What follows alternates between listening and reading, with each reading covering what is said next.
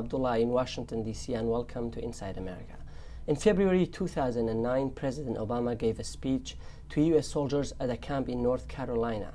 In that speech, he reiterated what the U.S. goal was in the war-torn country, and Iraq that's sovereign, stable, and self-reliant land. But almost 2 years later, the last U.S. troop left Iraq, and that stated U.S. goal was far from achieved.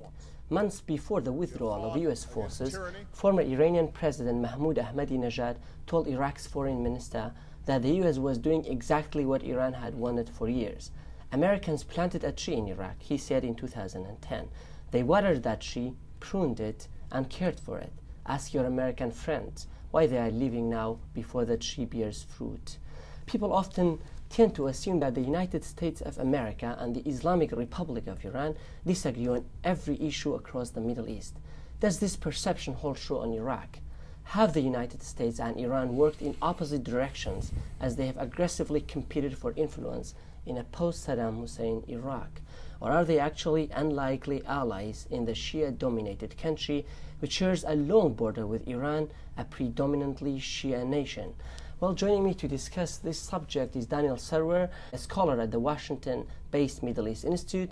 Dr. Sarwar served as executive director of the Iraq Study Group Report, better known as the Baker-Hamilton Report. Also joining me here in Washington is David Pollack, a senior fellow at the Washington Institute, focusing on the political dynamics of Middle East countries. He served previously as a senior advisor for the broader Middle East at the State Department, a post he assumed in 2002. Dr. Pollack has also been a visiting lecturer at Harvard University. Thank you so much, gentlemen, for joining us to talk about this important subject.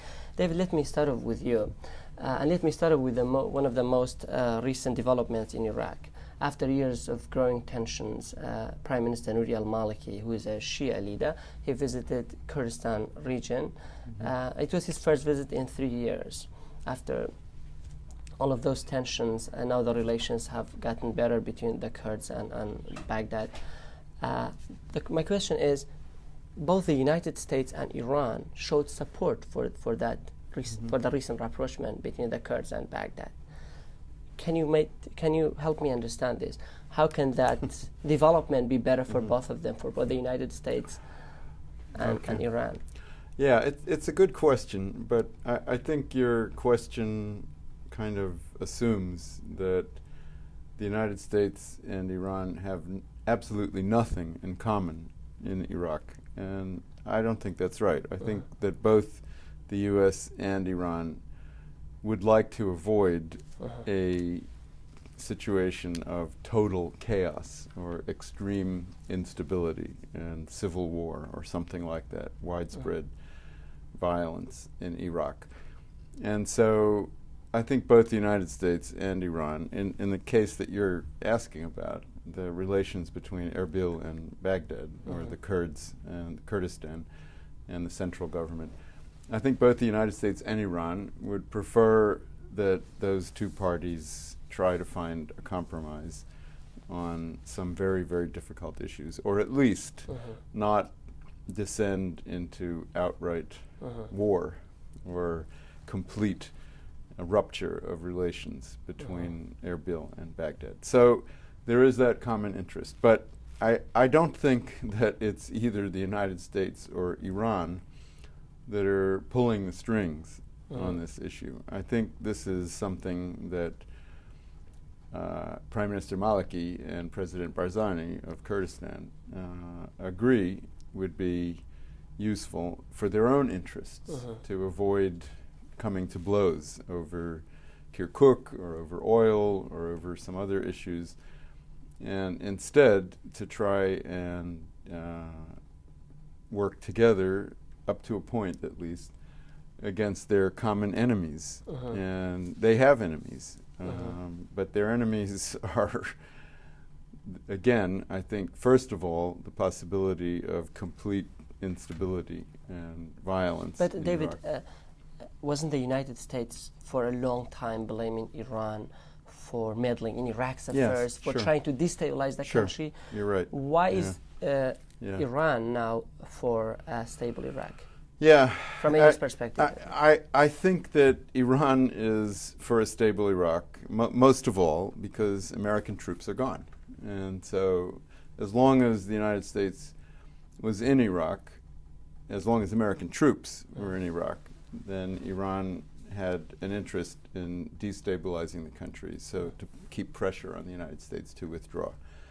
Not to the point, again, not to the point of complete collapse, but at least maintaining a level of violence and instability. But now that U.S. troops are out, I think the main Iranian interest is to advance its own agenda in Iraq, but that doesn't require instability. It's actually better for Iran if it can have some influence among many different factions in Iraq and try to coordinate some kind of political agreements among them, rather than actually promoting sectarian violence or terrorism or subversion. But Iran always keeps that option in its pocket, I think. And that's one of the reasons why both Prime Minister Maliki and President Barzani of Kurdistan have to think about how far they could go, and they can't go very far, it seems to me, in doing something that Iran would really object to very strongly. Yes, Daniel, I would like to move to you now. Do you think Iran's goals have achieved since the withdrawal of U.S. troops, as he pointed to? He said before the withdrawal, it could have been a destabilizing factor in Iran, but it's no longer a destabilizing factor as much as it used to be under the U.S. occupation.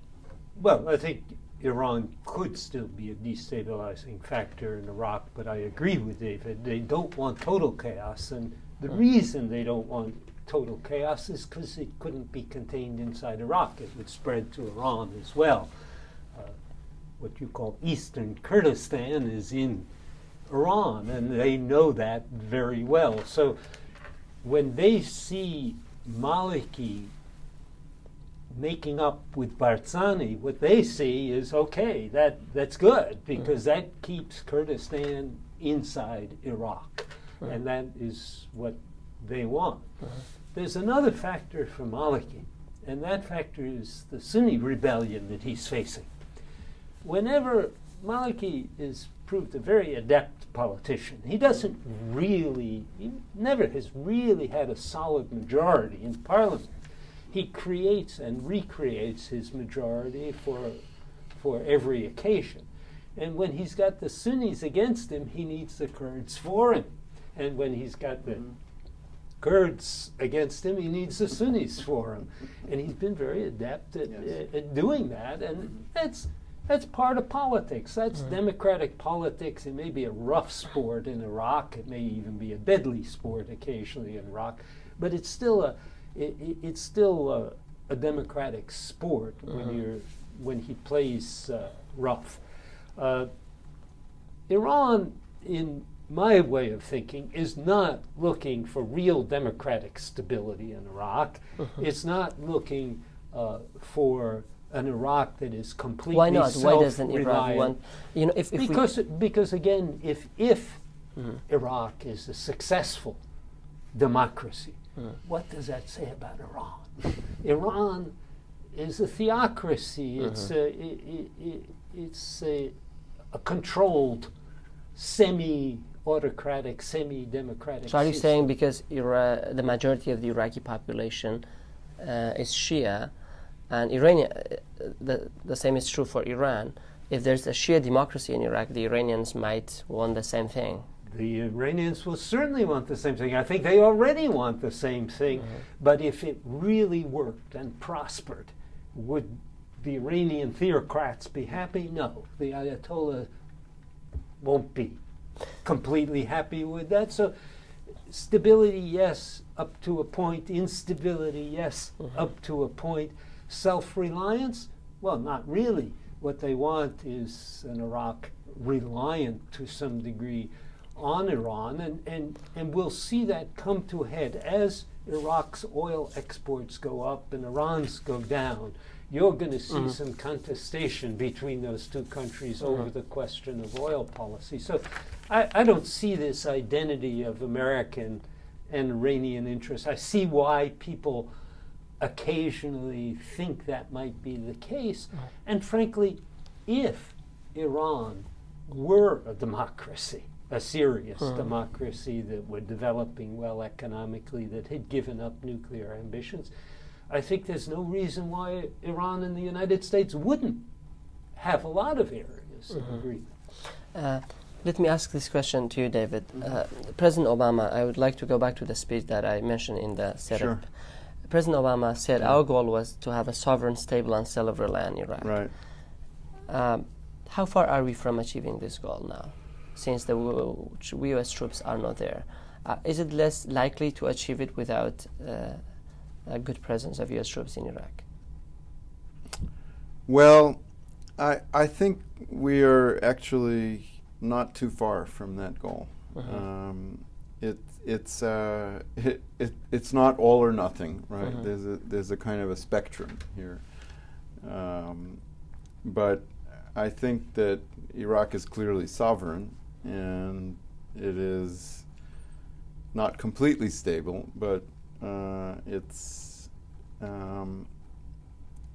is not at the point, let's say, that it was in 2005 or 6 or 7 when the country was just about in a civil war.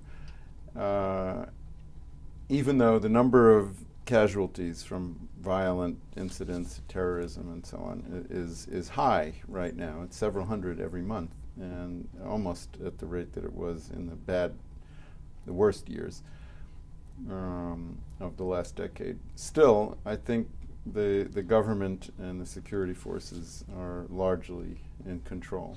But of most of the country. Why do you say Iraq is sovereign? I mean, one could say that it doesn't even have external sovereignty, let alone internal sovereignty, which doesn't have that at all. Like when you look at the security chaos you have in Baghdad and the south. For example, just last week, Iraq's foreign minister said we cannot prevent Iran from shipping weapons to Syria. Where is external sovereignty? Well, as I said, there's a spectrum here. No country is completely sovereign in the sense that it controls every single thing that happens even inside its own borders, let alone relations with foreign countries. But Iraq, I think, is, I would say, it's sovereign in what I guess you might call a negative sense. There's no other country that controls everything that Iraq does. And so the Iraqi government has the dominant voice in what happens inside Iraq. Of course, the Kurdistan government is in control, in that sense, is sovereign inside its own territory. It mostly controls what goes on in Kurdistan. But you're right in pointing to the fact that Iraq's military capabilities, whether internal or external, are limited. They can, I think, control their borders to some extent, but they are unable to challenge Iranian flights across Iraqi territory, not because, it seems to me, they absolutely couldn't do it, but they know that if they tried to do it in a serious way, that they would pay a very heavy price. Daniel, are you as optimistic as David that the goal, the U.S. goal in Iraq is not far from achieved? Well, I agree with David that it is, we're well down the road in that direction. The issue is implementation. In my way of thinking, there's a question of principle. Iraq is sovereign in principle. It's accepted, even the Chapter 7 constraints have now been lifted. There is no U.S. occupying presence any longer. I mean, Iraq is sovereign in principle. It can't control the Iranian overflights because it doesn't have air defenses. It has to buy the air defenses. It takes time to buy the air defenses, to train on the air But does it have the willingness to do so? I think it is doing so. Last I heard, anyway, they were buying this stuff from the Americans. Okay, that's good. Let me go back to a recent event. Secretary Kerry, shortly after he was appointed as the Secretary of State, visited Iraq. And he demanded the same thing from Prime Minister al-Maliki to stop the shipment of Iran's weapons through Iraq's airspace to Syria. President Maliki didn't say, I'm going to do that. He said, you don't have evidence, and that's not true. That's according to the LA Times. Well, that sounds like the reply of a sovereign state to me. But it's sovereign when it comes to what the United States wants. Right. Not it's sovereign when it comes to what Iran wants. It seems to many people. It is easier to say no to the Secretary of State than it is to shoot down an Iranian aircraft. And you need real means to shoot down an Iranian aircraft. Not that I'm suggesting they should be shooting them down, but you need real means to defend your airspace.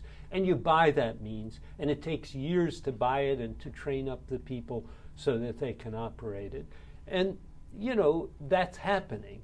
Stability, I'm a little more concerned about instability internally maybe than David is. I think the difference with 2005, 2006 isn't the numbers so much as the political impact, which isn't as dramatic as it was in 2005, 2006. There hasn't been as much Shia response as there was at that time. And that's because the security forces are more capable than they once were. They are also predominantly Shia. So the response of the security forces is more satisfactory from the point of view of the Shia population. So I'm concerned about the internal stability. Self-reliant, when you have $100 billion worth of oil revenue and you're doing pretty well in the self-reliance category, so far as I'm concerned, and that's only going to increase in the future. So I do think Iraq is moving in the right direction. I'm a little concerned about the internal stability situation, and I do hope that the Maliki-Barzani rapprochement will somehow lead to a rapprochement also with the Sunni. The Iraqi parliament has actually taken action on a few things lately. It's an encouraging sign. On that point, like you brought up the Sunnis, but the Sunnis increasingly feel marginalized in Iraq. Now, I would like to ask you a question, David. Don't you think, that's what the Sunnis expect, at least from the United States, to play a role that makes Iraq more inclusive, that brings them into the Iraqi government, rather than just kind of like what Iran does, supporting any kind of rapprochement between the Kurds and Baghdad that could be even at the expense of the Sunnis? What do you make of that? Well, I would say a couple of things. First of all, as a general point, if you ask me who has more influence in Iraq today, is it Iran or is it the United States? I would say unhesitatingly, Iran has more influence, and so I think that the reality is, for better or worse, and I'm not in favor of this, but this is my observation about the way I see things as they are, that for the Sunnis, the Sunni Arabs in Iraq to expect American intervention in any, even political intervention in any serious way in order to advance their political goals inside Iraq, forget it. It's not going to happen. I don't think the United States is that interested, actually, in those internal Iraqi issues. The United States continues to have an interest in Iraq as an oil-producing country, as a buffer state, and as a potential player in certain regional issues. But internal Iraqi politics is, it seems to me, no longer a major interest or a major arena for American activity in Iraq. Maybe I can point out that the people who screamed loudest for the American withdrawal are now the ones screaming loudest for the Americans to intervene to protect them. And, I've been involved in Iraq long enough to remember conversations warning them that they were going to be in this situation and that they needed to consider it carefully. But they didn't do what was necessary to maintain a stronger U.S. presence. And if there's any proof of Iraqi sovereignty today, it's the fact that the Americans did withdraw completely. So I'm not unhappy with that. But you know, the situation in Syria is very important. Let's take a short break, and then after the break we will come back to discuss Syria, because I think it's a really important subject. So dear viewers, don't go away too far. We will come back to dig deeper on Iraq after the US-led invasion in 2003. We're basically discovering whether the United States and Iran are unlikely allies in this war-torn nation. Stay with us.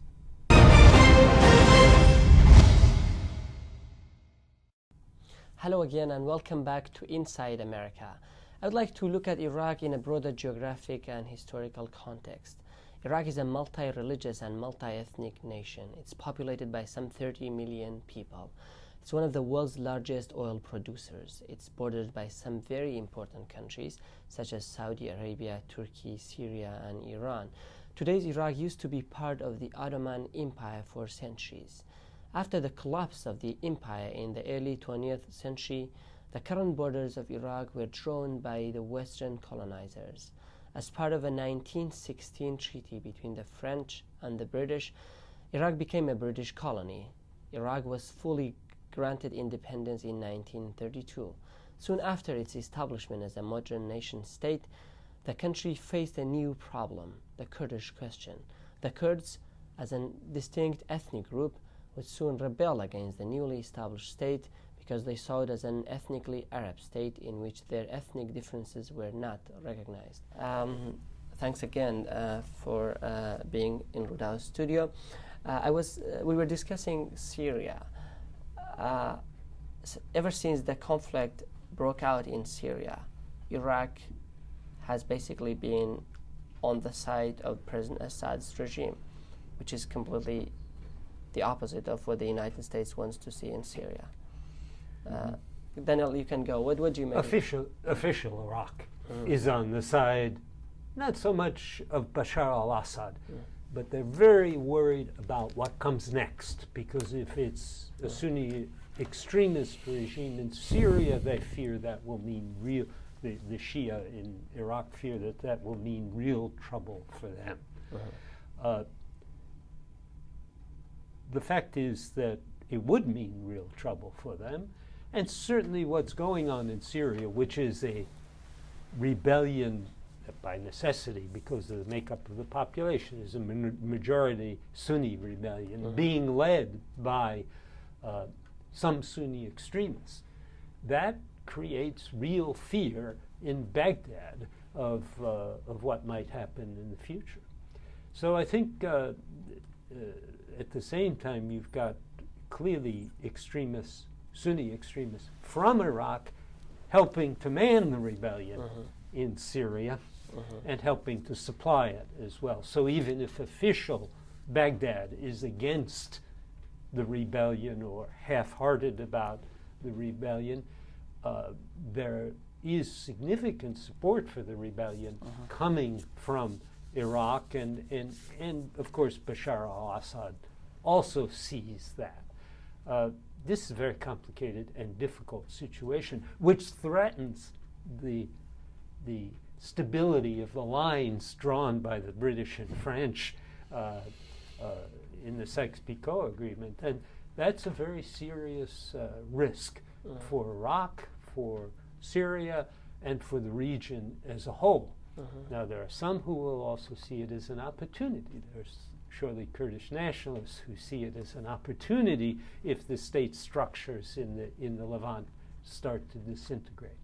But at the same time, there'll be Sunni extremists who see that as the prelude to reestablishing the caliphate. So this is a very complex, difficult situation in which I think the best bet is on stability and not on redrawing the lines. Is it in the United States' interest in any way for Iraq to disintegrate? No. But it's not in the interest of the Iranian government either. It's not in the interest of the Iranian government either. But it might happen nevertheless. I mean, there are things happening on the ground, in Syria especially. I don't think that the Iraqi state at the moment is threatened by what's going on in Iraq. It has capabilities, it's using them against the violent insurgency that's occurring inside Iraq. The real threat that Nouri al-Maliki sees is from Syria and from the possibility of an extremist Sunni regime in Damascus. Daniel, why don't you talk a little bit about the report, the Baker Hamilton report, that you were the executive director of that report. Yes, I remember Kurds didn't like that report very much. No, they didn't. They didn't. Can you explain why and what was the report about, and what would have happened if it got implemented in Iraq? Well, there would have been an earlier American withdrawal from Iraq. I don't think the final report was negative about Kurdistan. I think it just wasn't as positive about Kurdistan as the Kurds would have liked. But it would have it envisaged a quicker withdrawal from Iraq than actually occurred, and probably a withdrawal that would have been too quick for the circumstances. I tend to agree with those who think that it was before President. Well, they actually left the door open to the surge in the Iraq Study Group report, but they still wanted everything. They wanted everything happening on a tighter time schedule than was practical. So President Obama's decision not to go with that timetable, but to go with the overall approach of the Iraq Study Group report, which was to foresee and set a deadline for withdrawal. Actually, the Bush administration set the deadline. It was the Obama administration that implemented it. I think, when you're doing a report of that sort. Did the Iraq Study Group report basically want Americans to leave the tree right after they planted? Yes, pretty much. I've got news for you. I don't see that as a bad thing. You ask the West Europeans how quickly we left after World War II.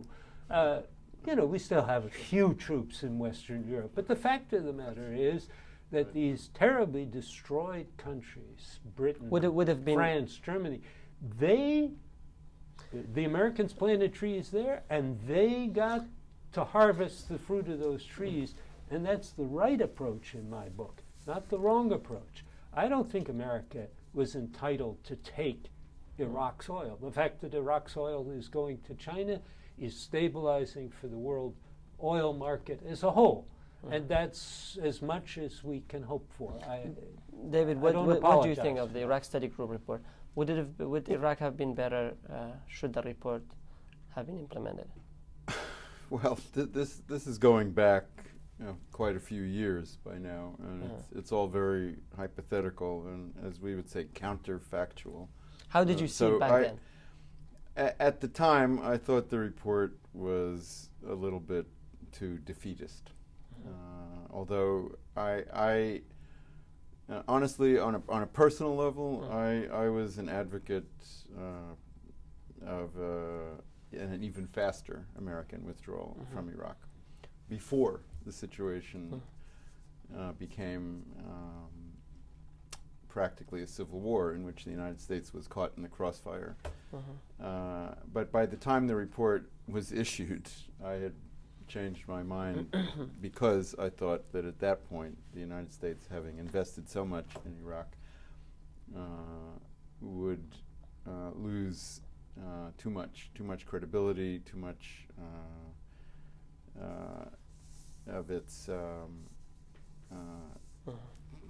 the price that we had already paid in blood and treasure in Iraq, and that it would look as if we were being forced out, not leaving voluntarily.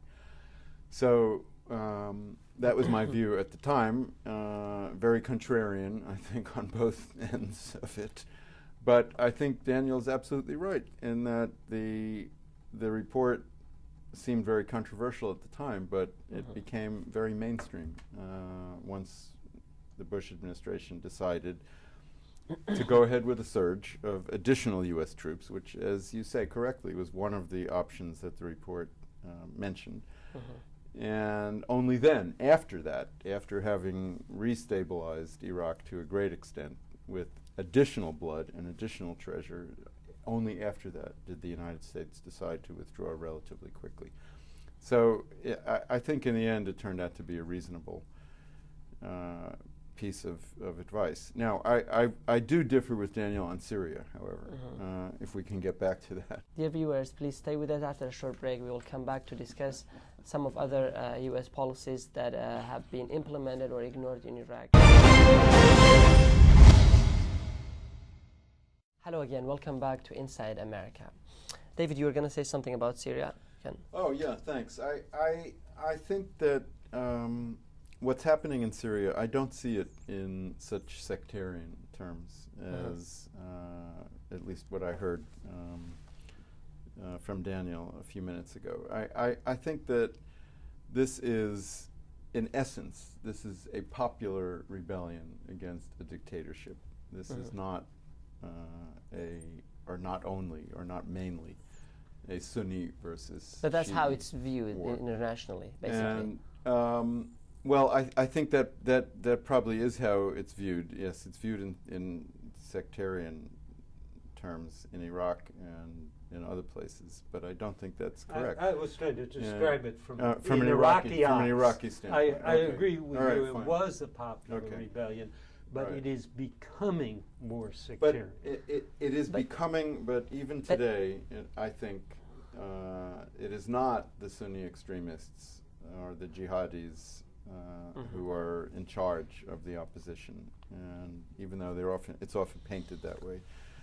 And so I think that what Iraq is doing in staying on the sidelines and offering some support to the Assad regime is motivated primarily not by fear of Sunni extremism, although that is a factor, but primarily by Iranian pressure. Let's move back to Iraq. Okay. We have Yeah.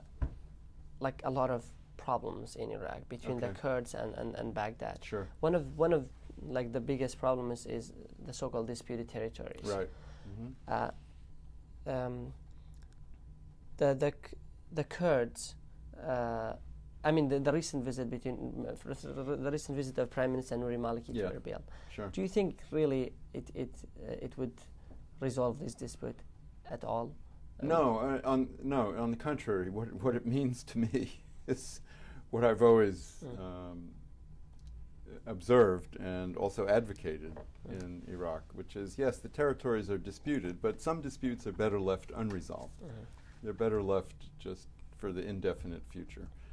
And I think that what we see happening today is another example of what we've seen for the last decade, which is, yes, there's an Article 140 in the Constitution, and there are disputes about Kirkuk and in Diyala and in other places, and Nineveh province and so on. Yes, there are all these disputes, but neither side wants to push for a real showdown on the disputed territories. Both sides, time and time again, both Baghdad and Erbil, are willing to say, okay, we have a dispute, but we're not going to do anything about it. What does the United States want vis-a-vis the disputed territories, and what does Iran want?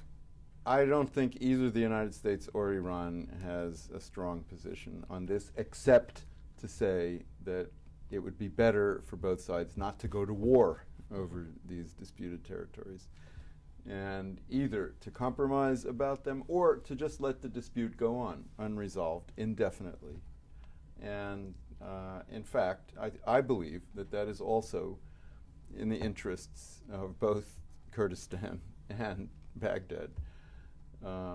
So that my own view, and I know this is not a legal view, and it's not a constitutional view, and it's not a moral view, it's not any of those things, it's just a practical view, is that these disputes are, it's better not to resolve them than to fight over them. I have a somewhat different perspective. Disputes of this sort over internal boundaries, which is what it's about basically, are very common in the newly formed America in the late 18th century, the states Right. quarreled Yes. constantly Right. over where the lines Right. between them were.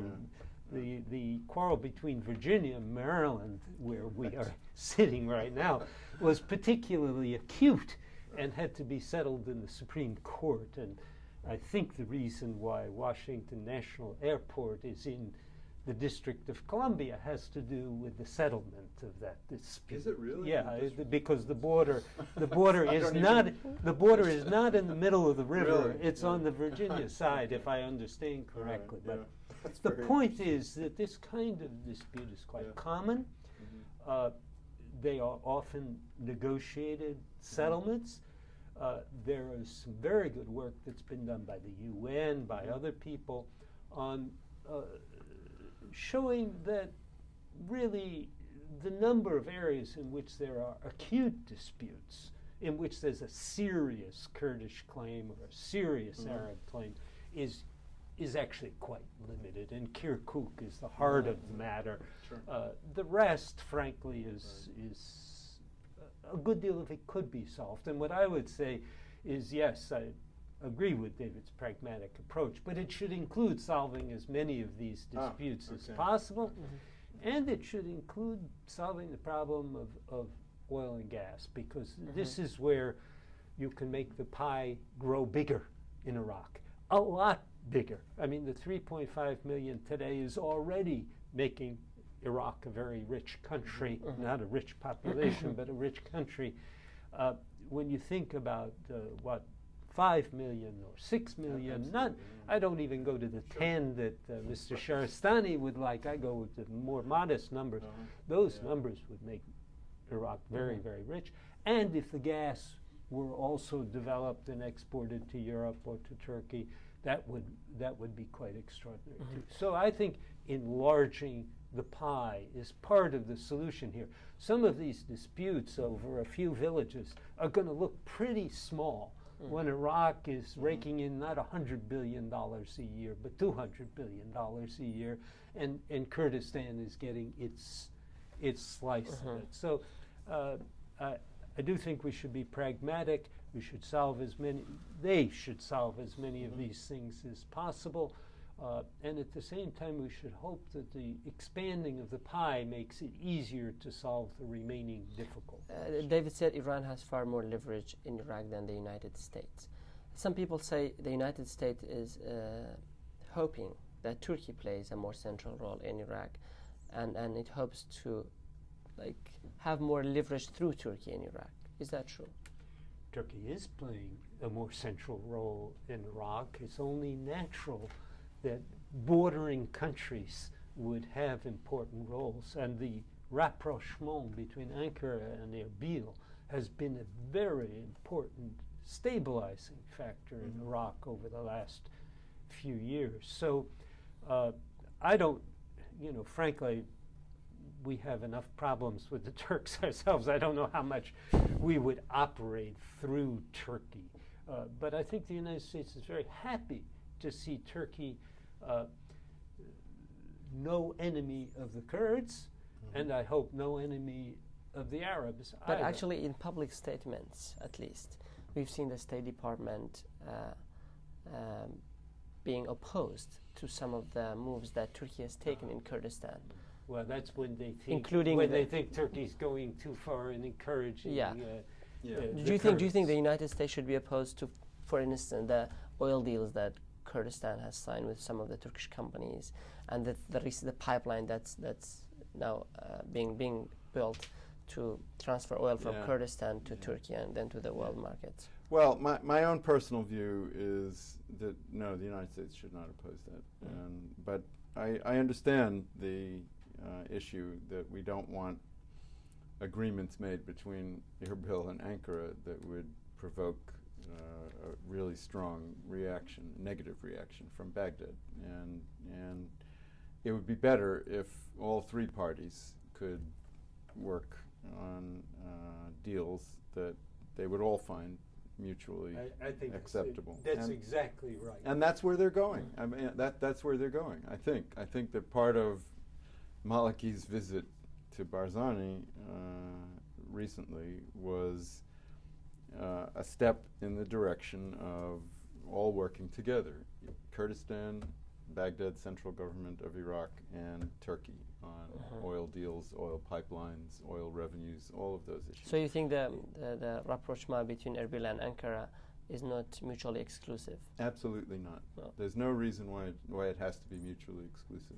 No, and in fact, in my way of thinking, But Iran, if you Iran look at does Iraq's not, interest generally, the interest is in getting more of their oil out to the north and not having all of it go out Absolutely. through the Gulf under Iranian guns. Definitely. So the few 100,000 barrels a day that the Kurds are talking about should not be the limit.